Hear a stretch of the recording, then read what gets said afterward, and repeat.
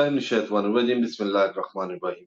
इब्तिदा है रब्बे जलील के उस बरकत नाम से जो कायनात की वसअतों, ज़मीन की हरकतों और मखलूक पर होने वाली रहमतों और बरकतों का खालिक है, मालिक है।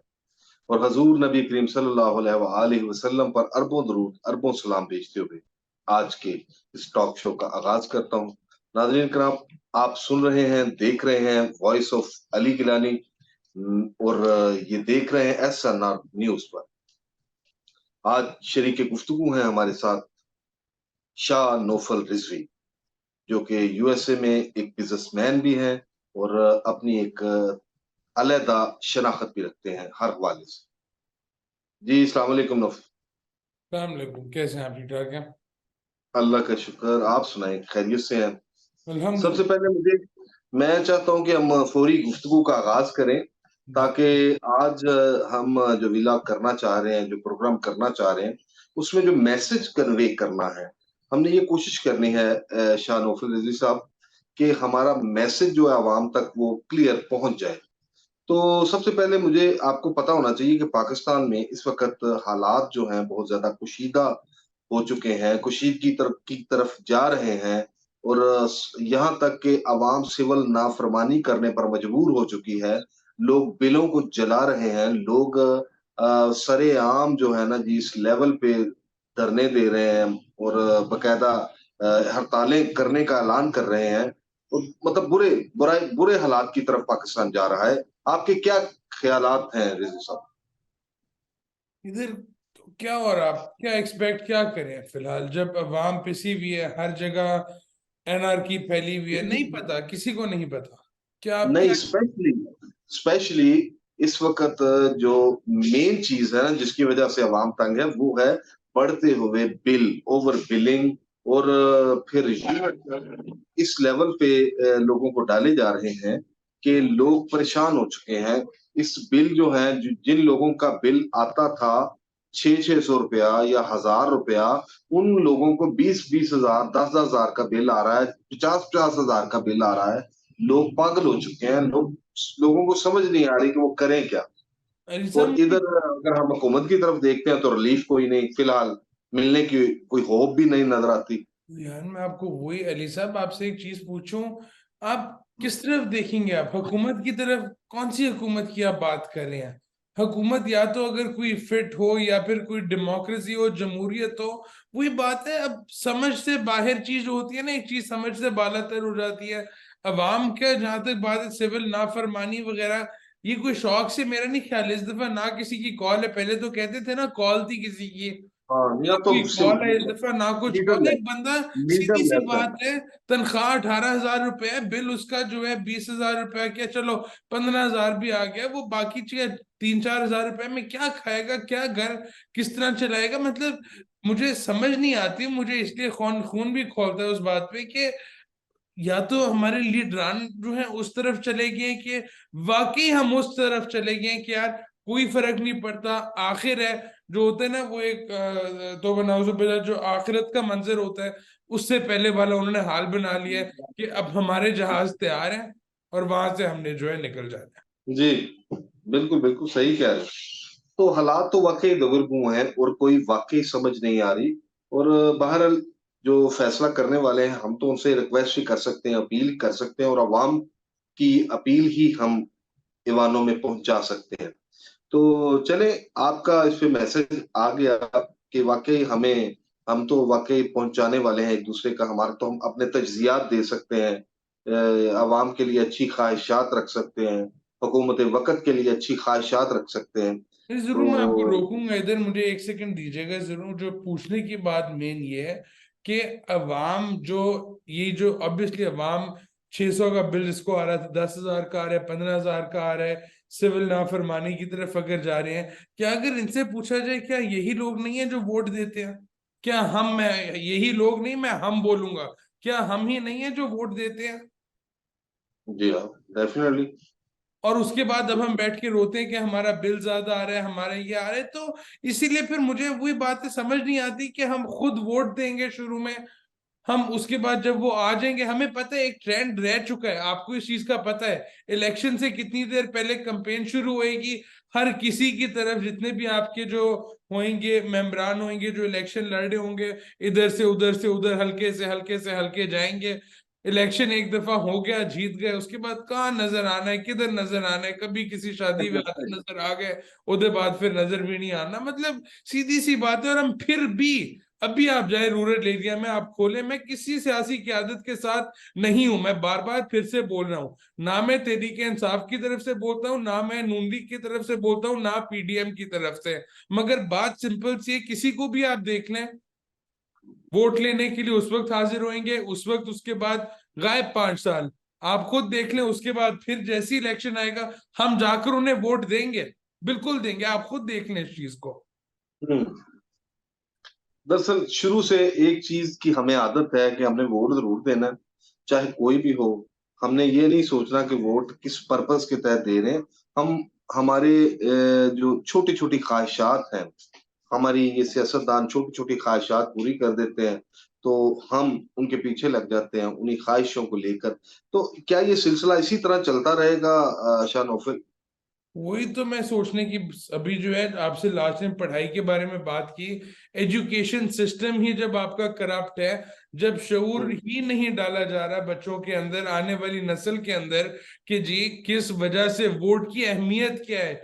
कोई उसमें गलत बात नहीं है, जो इनका नारा है वोट को इज्जत दो, इसमें कोई गलत बात नहीं है। ओ भाई, मगर कहने की हद तक की बात नहीं है, ये बात सच भी तो बनाओ। वोट को इज्जत दो, वोट की अहमियत है, वोट से आपका मुल्क चलता है। वोट को इज्जत दो कहने के लिए बहुत मजा आता है, मैं भी नारे लगा सकता हूँ वोट को इज्जत दो। मगर जो सच बात है कि वोट बंदा सोच समझ के दे, ये ना समझ के दे कि जी मेरे पिछले इनके ताए के इंतकाल के ऊपर जो है वो आए थे, उन्होंने मगफरत की थी, तो इसलिए मैं जो है जाकर उन्हें वोट दे दूं। या फिर शादी ब्याह पे बुलाया था, उनकी शिरकत की थी, वो आ गए मैं थे तो इनको हो गए, वोट वो दूं। छोटी छोटी ख्वाहिशात है ना जी, छोटी वही छोटी बात कर रहे हैं। ख्वाहिशात, उस चीज से बाहर निकलना पड़ेगा। लोग अपने हम पता नहीं क्या क्या कुर्बान करने को तैयार होते हैं, खाली एक हाथ में लाने के लिए हमारे किसी स्टेट्समैन से, हमारे स्पोक्स पर्सन से। आपको इस जी चीज हाँ, का पता है? बिल्कुल ऐसे ही, बिल्कुल ऐसे ही सही कह रहे हैं। देखिए, हालांकि होना तो ये चाहिए, अल्लाह तबारक व तआला का भी ये फरमान है कि मुझसे वो मांगे, जितना बड़ा मैं हूं उतना बड़ा मुझसे सवाल करें, उतना बड़ा मांगे। अल्लाह तबारक व तआला से जब हम दुआ के लिए हाथ उठाते हैं, तो हमें वसत में मांगना चाहिए, वसी तर अल्लाह से मांग सकते हैं, कि अल्लाह बहुत बड़ा है। तो हम सियासतदानों से सिर्फ छोटी छोटी चीजें जो है ना उसका करते हैं, कि हमें ये हो गया, जिस तरह आप बता रहे हैं कि जी कोई शादी पे आ गया, कोई फोतगी पे आ गया, तो चलें इसी चीज को देके किसी ने बिरयानी खिला दी, इसलिए वोट दे दें। तो आखिरी इस चीज, चीज से हमें निकलना। आखिरी चीज मुझे इजाजत दीजिएगा 2 सेकंड की।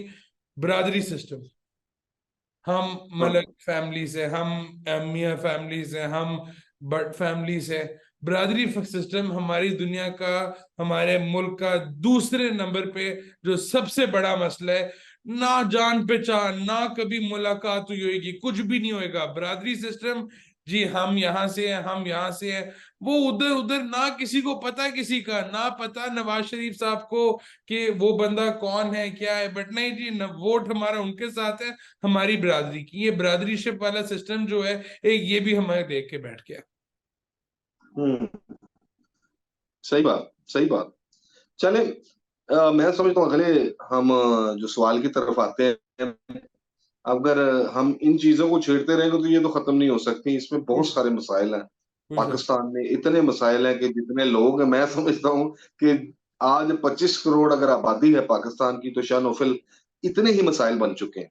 तो इनको खत्म करना जो है ना, बस 25 करोड़ लोगों को इकट्ठे होना पड़ेगा, तभी ये मसाइल खत्म हो सकते हैं।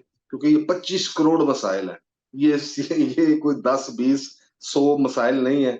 तो मेरा तो ये तजिया है कि ये 25 करोड़ अवाम के 25 करोड़ ही मसाइल है। तो इसको खत्म करने के लिए बहुत बड़े काम की जरूरत है, बहुत ज्यादा टाइम की आगे जरूरत है, आगे और बढ़े। एक बहुत बड़ी कमिटमेंट की जरूरत है, और टीम की जरूरत है, और एक बहुत बड़ी सियासी कुव्वत की जरूरत है। तो मैं समझता हूँ कि इसमें किरदार अदा करना चाहिए, खास करके हम, मैं ये भी यहाँ पे जिक्र करता चलूं कि पाक फौज पे बहुत बड़ी जिम्मेदारी है। हमारी पाक फौज क्योंकि वो मुहिब्बे वतन फौज है कि जिसने पाकिस्तान के लिए कुर्बानियां दी और आज भी कुर्बानियां दे रही है। बिल्कुल। आज मैं समझता हूँ कि स्पेशली हमारे आर्मी को एक किरदार अदा करना चाहिए कि कम से कम ये जितने भी मामलात हैं, जितनी भी सियासी जो इस किस्म की सिचुएशन क्रिएट हो चुकी है, इसको वो किसी तरीके से जो है ना कोई इसे एक लाहे अमल बनाया जाए, एक वो ऐसी स्ट्रेटेजी बनाई जाए जिसमें ये तमाम पॉलिटिशियंस जो हैं वो इकट्ठे हो जाएं और पाकिस्तान की बेहतरी की तरफ जो है ना वो अपने कदम बढ़ाएं। सिर्फ बहरहाल आपने जी, बात की दूसरा एक दूसरा जो आर्मी सवाल। का, आपने आर्मी की बात की, छोटा सा मुझे टाइम दीजिएगा। आर्मी की रिस्पॉन्सिबिलिटी बहुत बड़ी है इस चीज के अंदर, किरदार ही आर्मी अदा करती है, क्योंकि हमारे मुल्क में एक आर्मी हमेशा से बैकअप रही है। कभी फ्लड आए है, आर्मी ने हमें कॉल, हमने फॉरेन आर्मी को कॉल दिए। कभी कहीं पे अगर क्राइम बढ़ा है, हमने आर्मी को कॉल दिया। आर्मी ने हमें हर जगह बचाया है, हमेशा बचाया। और आर्मी के बगैर हमारा गुजारा भी बहुत मुश्किल है, क्योंकि सरहदों पर भी आर्मी है। आर्मी के ना होने की वजह से आज शायद हम होते भी ना, उसमें कोई शक वाली बात नहीं है। तो इस उसकी टाइम राय पे ही भी नहीं है। आर्मी का बहुत बड़ा रोल है, जो अदा करने के लिए अदा करने की जरूरत है फिलहाल। अच्छा, आज मैं ना मुझे याद आ गया, जो मुझे अभी लाहौर से कॉल आई कुछ देर पहले। तो एक एक पार्टी कह लें या एक तंजीम थी, जी। हेल्पलाइन पाकिस्तान, ठीक है। पाकिस्तान हेल्पलाइन। तो उसके जो सरबराह है ना जी, वो है सीनियर जर्नलिस्ट है इफ्तिखार यूसुफ जई साहब। और बड़ा मैं समझता हूँ कि एक बहुत बड़ा नाम है, उनकी बड़ी काविशें हैं, कोशिशें रही हैं सहाफत के लिए भी, और सोशल वर्कर भी हैं बहुत बड़े। उन्होंने काफी तंजीमों में काम किया। तो मुझे वो कह रहे थे जी कि मैंने इसे रजिस्टर कराने जा रहा हूँ पाकिस्तान हेल्पलाइन को। और मैंने जो निशान जो है ना जी उनसे मांगा है ना गवर्नमेंट से, इलेक्शन कमीशन से, मैंने कहा जी मुझे जो है ना जी मार्क 4 का निशान अलॉट करें, जो कि आर्मी की मतलब निशानी है। मैंने कहा ये तो बहुत बड़ी बात हो जाएगी, आप मैं क्या, ये अप्रिशिएट करना चाहिए अगर ये निशान में, वैसे पहले नंबर पे बहुत मुश्किल है कि वो ये निशान दे, लेकिन अगर निशान मिल जाता है तो ये मैं समझता हूँ बहुत बड़ी बात है। जी वेलकम बैक नाजरीन। ब्रेक में गए थे तो ब्रेक से वापस आते हैं, तो मैं शाह नौफल से फिर गुफ्तगू का आगाज करता हूँ जहां से छोड़ी। ताहिर अनवर वाहला, जनूबी पंजाब के जो पीटीआई के रहनुमा है, उनसे आपकी गुज़िश्ता दिनों कोई मीटिंग हुई है, तो आप बता रहे थे कोई बात उस हवाले से, स्पेशली कोई। देखिए, उनसे मैं अक्सर जो है लेता रहता हूँ राय, स्पेशली अबाउट जो आपका जनूबी पंजाब में जो भी सूरत हाल है या फिर हो रहा होता है। तो मेरी उनसे मेन बात हो रही थी ह्यूमन राइट्स के ऊपर। जैसे मैंने हम्म। बोला शुरू से, ना मेरा पीटीआई के साथ है, ना मेरा पीडीएम के साथ है, ना नून लीग के साथ है, किसी से वास्ता नहीं है। मगर हाँ, जहां तक पाकिस्तान की बात आती है, पाकिस्तान के लिए जान भी कुर्बान है। तीन चार मैं नाम जरूर लेना चाहूंगा आज के शो में, जिसके बारे में मेरी उनसे भी बात हुई थी। ह्यूमन राइट्स की बात की जाए, लेट्स से अभी हम बात करते हैं सबसे पहले ईमान मिजारी साहिबा की।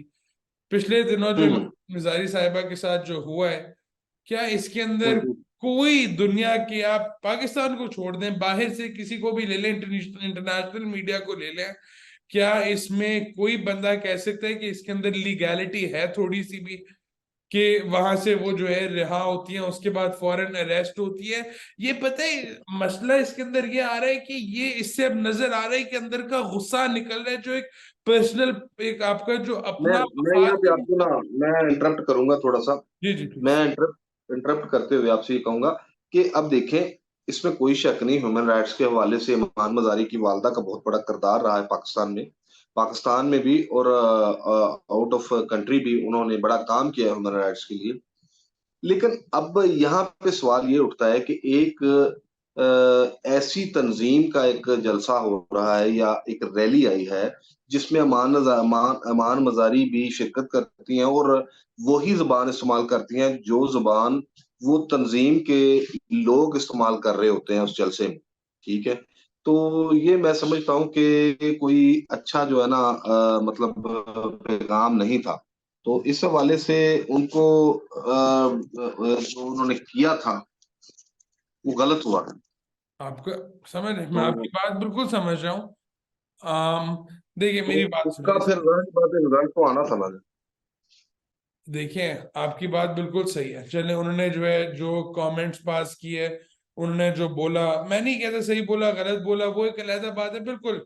अगर आप कहते हैं गलत बोला उसके अंदर मैं मैं वो वो चीज़ मान अल्फाज भी लेता इस्तेमाल करना नहीं चाहता। मैं समझता हूँ कि मैं हज़फ कर रहा हूँ उन अल्फाज को भी, जो हूँ। अल्फाज ईमान बाज़ारी की इसीलिए ज़ुबान से हमने सुने।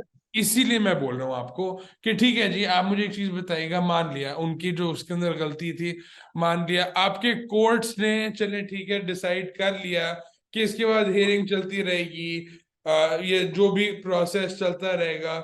देखिए एक लीगल प्रोसेस तो होता है ना आपका। आप मुझे एक चीज बताएं, जो मर्जी हो जाए, एक बंदा जो आपका जो मुलजम भी होता है, जब तक वो मुजरिम हम्म। नहीं होता, एक लीगल प्रोसेस होता है जिसके थ्रू आप गुजरते हैं, आपकी हेयरिंग होती है, हर चीज होती है। जब उस वक्त ईमान मजारी साहबा जब बाहर निकली हैं, उसके बाद सेकंड अरेस्ट उनका जो फौरन हुआ है, वो किस बेसिस के ऊपर हुआ है?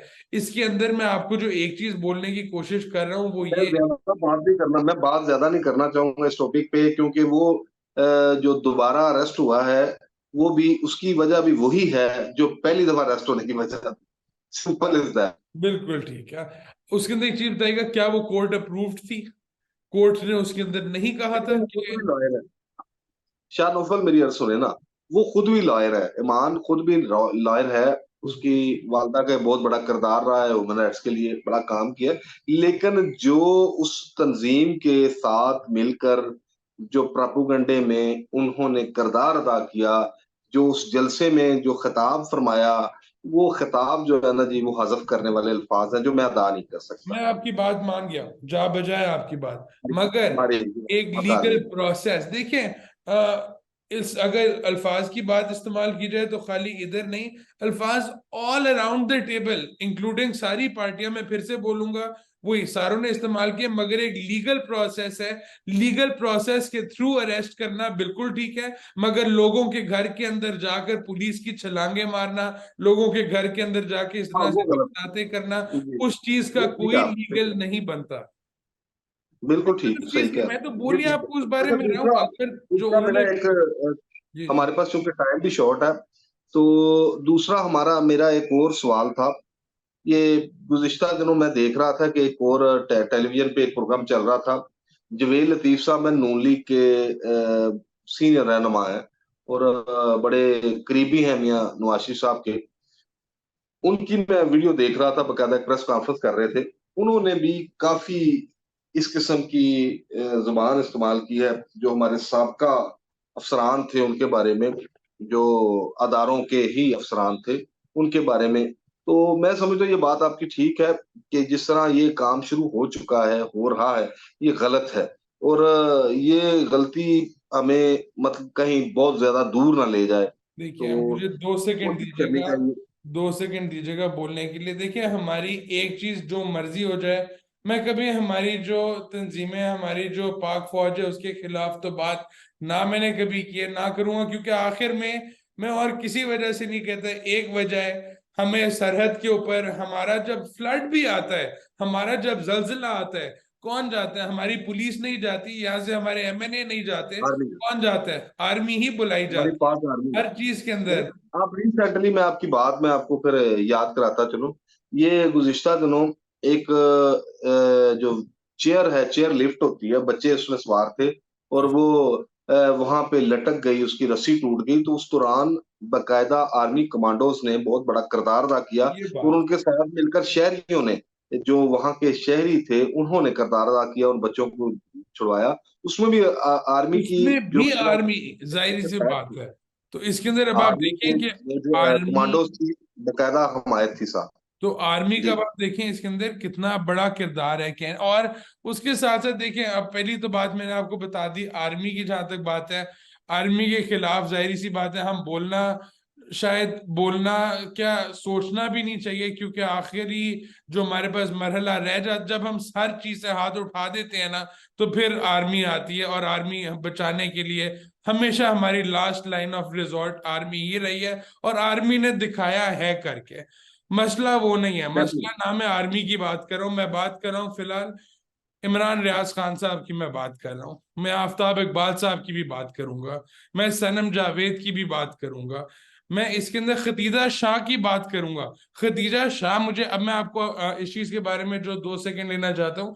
खतीजा शाह है कौन आखिर, आपको अगर आइडिया हो? एक पाकिस्तानी डिजाइनर है एलान के नाम से, काफी मशहूर और मारूफ डिजाइनर है। अब क्या उनके उसके अंदर ना तंजीमों के खिलाफ बात की, ना उस तरह की बात की, पर्सनल बात मरीम नवाज साहिबा के खिलाफ बात करने के ऊपर, वीडियो लगाने के ऊपर, क्या आप किसी को इस तरह अरेस्ट करवाते हैं?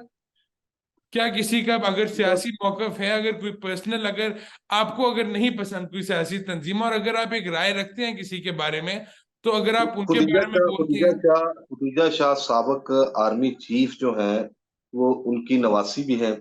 ठीक है।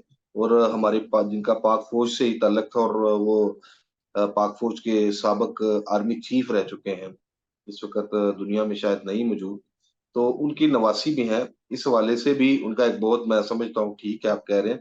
लेकिन ये जो सियासी बुग़्ज़ है ना जी, ये इसका हम मैं चाहता हूँ, मेरी मैं ये समझता हूँ कि आज का हम जो लुबे लबाब जिस चीज को एक मैसेज के तौर पर हम कन्वे करना चाहते हैं, वो ये है कि हम लोगों में से सियासी बुग़्ज़ जो आज एक बुग़्ज़ बन चुका है लोगों के दिमागों में। अगर कोई नून लीग का है, तो उनके लिए पीटीआई के जो लोग हैं वो उनके दुश्मन तस्वर कर रहे हैं। ये चीज अगर बिल्कुल। पीपल्स पार्टी के लोग हैं तो वो भी पीटीआई के लोगों को दुश्मन तस्वर कर, अगर पीटीआई के लोग हैं वो नून लीग और पीपल्स पार्टी और दीगर कई ऐसी पार्टियों के लोगों को अपना दुश्मन तस्वर कर रहे हैं।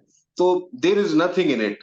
ये गलत हो रहा है। इसीलिए ही स्टार्ट में ही हमने अपील की थी, अपने जो फैसला करने वाले हमारे मुल्क के हैं उनसे अपील की थी कि कुछ ऐसा करें कि ये कम से कम जो दुश्मनी है, जो अवाम में दुश्मनी की एक फिजा बन रही है, इसका खात्मा हो सके। हाँ, करना तो बहुत मैं जरूरी है आखिरी सवाल की तरफ क्योंकि आता हूँ। आखिरी सवाल की तरफ आता हूँ शाह, जो टैक्सेस की भरमार हो चुकी है इस वक्त पाकिस्तान में, ओवरसीज पाकिस्तानी आखिर क्या उनके ख्यालात क्या है? आप ओवरसीज आखिरी सवाल है ये आपसे। जो ओवरसीज पाकिस्तानी के ख्यालात हैं वो यही है कि यार, अमन और इत्तेहाद के साथ, क्योंकि एक चीज बताऊं, आर्मी के साथ हमेशा सेंटिमेंट रहा है, अभी भी है, रहेगा हमेशा। मगर जो फिलहाल होता हुआ नजर आ रहा है उसके अंदर दुख इस चीज का होता है कि कोई अभी बैकग्राउंड जो होप होती है ना, कि आखिरी जो होप होती है वो नहीं नजर आ रही, कोई बचाने वाला फैक्टर। जिस तरह आपको बताया कि फ्लड आ गया, आखिरी जो एक तंजीम के ऊपर जिसके ऊपर रिलाय करते थे वो आर्मी थी। अब वो नहीं नजर आ रहा कि कौन बचाने के लिए इस दफा कौन आएगा, क्योंकि अगर यही, इंशाल्लाह। I hope. देखिए रुके एक आई। सेकंड, आप रुके, मेरी जी बात जी। सुनिएगा। बात उसके अंदर जी ये है जी। कि लड़ाई इस तरह बढ़ती जाएगी, क्योंकि शऊर की अगर मैं बात करूं तो वेरी सॉरी टू से, शऊर हमारे सियासतदानों के अंदर नॉर्मल गुफ्तगू करने का नहीं है। वरना आमतौर पे आप बैठे, आप गुफ्तगू करें। हमारा शऊर क्या है? गालम गलोच। और हमारा शऊर क्या है? बंदे उठवा दे। हमारा शऊर क्या है? फोन करके उन्हें है कि ऐसी उन्होंने उथों चुकवा दे, ए कर दे, ओ कर दे। इस चीज से बात क्या बनेगी? हमारा मुल्क फिर वही बन जाएगा ना कि आप एक जगह पे ले लें जहां पे कोई कानून नहीं है, पैसा कानून है आपका और कुछ भी नहीं है। बात है टेबल टॉक के थ्रू, वरना और कोई इसका हल नहीं है। पावर हर तरफ है, आपको पता है, जिधर पैसा है उधर पावर है। अगर एक सियासी तंजीम के पास पैसा है, दूसरी सियासी तंजीम के पास पैसा है, इसके पास पावर है, उसके पास पावर है, पैसा लगेगा, पैसा लगेगा, क्या होएगा? आपस में जंग होएगी। नुकसान ना आपका होएगा ना किसी का होएगा, पूरे पाकिस्तान का नुकसान होएगा। और एक और बात जो सबसे बड़ी, जो हमारी अवाम को समझ नहीं आती, वो ये आती है कि पूरा मुल्क खराब होते हुए जो आपकी सियासी तंजीमों के जो लीडर हैं, सारों के पास जहाज तैयार खड़े हैं, जहाज के अंदर हम्म। बैठना है और सीधा बाहर निकलना है। बीच में पिसना किसने है? आपने, मैंने, अवाम ने। हमें इस चीज का शऊर खाली दिमाग में आ जाए ना, आधे से ज्यादा हमारे मसले खत्म हो जाए। मगर हम जो है लोगों की लैंड क्रूजरों के आगे धमाले डालने से नहीं बाज आ रहे, हम जो है हाथ मिलाने से नहीं बाज आ रहे। हम उससे आगे अगर जाएं, हम इनके गुलाम नहीं है, ये हमारे गुलाम है। इस चीज का हम्म। सोच अगर हमारी अवाम के अंदर बैठ जाए, हमारे 90% मसले खत्म हो जाएंगे। चलें, अल्लाह से दुआ करते हैं नाज़रीन करम कि हमारे मसाइल का खात्मा हो। आज के जो शो है, आज के प्रोग्राम का वक्त अख्ताम पजीर हुआ जाता है। तो शाह नौफल, बहुत शुक्रिया आपका आज बड़ी मैं समझता हूँ कि बड़ी बेहतर गुफ्तगू हुई, और उसमें एक मैसेज भी हमने कन्वे कर दिया आवाम तक। ठीक है, तो इंशाल्लाह नेक्स्ट अगले प्रोग्राम में फिर मिलते हैं। अल्लाह हाफिज। अस्सलाम वालेकुम। Thank you.